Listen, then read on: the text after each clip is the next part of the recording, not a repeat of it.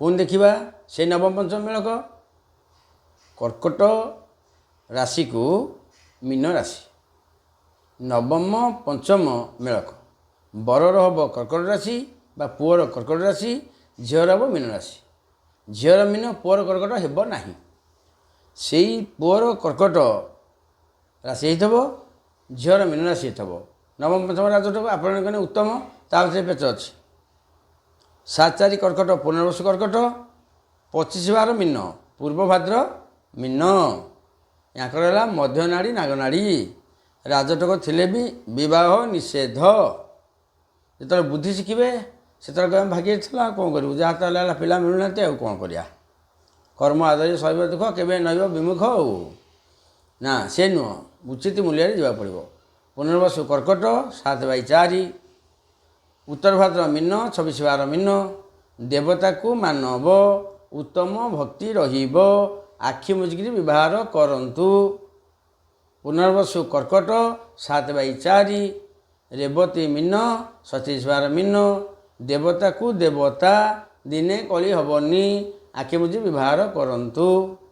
ପୁଣି ଦେଖିବା ସେଇ କର୍କଟ 8/4, 8/4 ପୁଷ୍ୟା କର୍କଟ, 25-12 ମୀନ ପୂର୍ବ ଭାଦ୍ର ମୀନ। ଦେବତାକୁ ମାନବ, ଉତ୍ତମ ଭକ୍ତି, ବିବାହ କରିବେ, କୌଣସି ଅସୁବିଧା ନାହିଁ। 8-4 କର୍କଟକୁ 26-12 ମୀନ। 8-4 କର୍କଟ ଆମର ହେଲା ପୁଷ୍ୟା କର୍କଟ, ଉତ୍ତର ଭାଦ୍ର ମୀନ।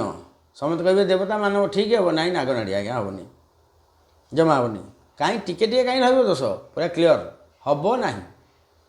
ପୁଷ୍ୟା କର୍କଟ, ରେବତୀ ମୀନ 27-12 ମୀନ। ପୁଷ୍ୟା କର୍କଟ ଇଏ ହେଲା କ'ଣ ନା ନାଗ ନାଡ଼ି, ଏଥିରେ ବିବାହ କରିବେ ନାହିଁ। 8-4 କେବଳ କରିବେ, 8/4 25-12 ମୀନ। 7-4 କରିବେ, 7/4 26-12 ମୀନ। 7-4 କର୍କଟ 27-12 ମୀନ, ୟାକୁ କରିପାରିବେ। 9/4 ଅଶ୍ଳେଷା କର୍କଟ, ପୂର୍ବ ଭାଦ୍ର ମୀନ 25-12 ହେବନି। ଦାନବ ମାନବ ମୋଟେ ପଡ଼ିବନି। ଅଶ୍ଳେଷା କର୍କଟ, ଉତ୍ତର ଭାଦ୍ର ମୀନ। 9-4 କର୍କଟ 26-12 ମୀନ। ନାଗ ନାଡ଼ି, ନର ରାକ୍ଷସ କରନ୍ତୁ ନାହିଁ। ଅଶ୍ଳେଷା କର୍କଟ 27-12 ମୀନ, ରେବତୀ ମୀନ। ଅଶ୍ଳେଷା କର୍କଟ ରେବତୀ ମୀନ। ଦାନବ ଦେବତା, ନାଗ ନାଡ଼ି ବିବାହ ହେଇପାରିବ ନାହିଁ। ଯିଏ କହିବ ଅନ୍ୟାନ୍ୟ ଦୋଷ ସେ ଆମେ କାଟିକିରି କରିଦେଇଛୁ, ଆମେ କିଛି ଅସୁବିଧା ନାହିଁ, ହଉ ହେଲା, ମୁଁ ସେ କଥା କହୁନି। ଆପଣ କହିବେ ବୋଲି କ'ଣ ମୁଁ କହିଲେ ଆପଣ କଥା ମାନିବେ ନା କ'ଣ, ସେ ନୁହଁ। କିନ୍ତୁ ଧାରା ସେ ନୁହଁ। ଏଇଟା ଆମେ ବୁଝି ବିଚାରି କାର୍ଯ୍ୟ କଲେ ଆମକୁ ପ୍ରମାଦ ଟିକେ କମ୍ ପଡ଼ିବ। ବିପଦ ପ୍ରତି ମୁହୂର୍ତ୍ତରେ ରହିଛି, କମ୍ ପଡ଼ିବ। ପୁଣି ଦେଖିବା ପରବର୍ତ୍ତୀ ରାଶି।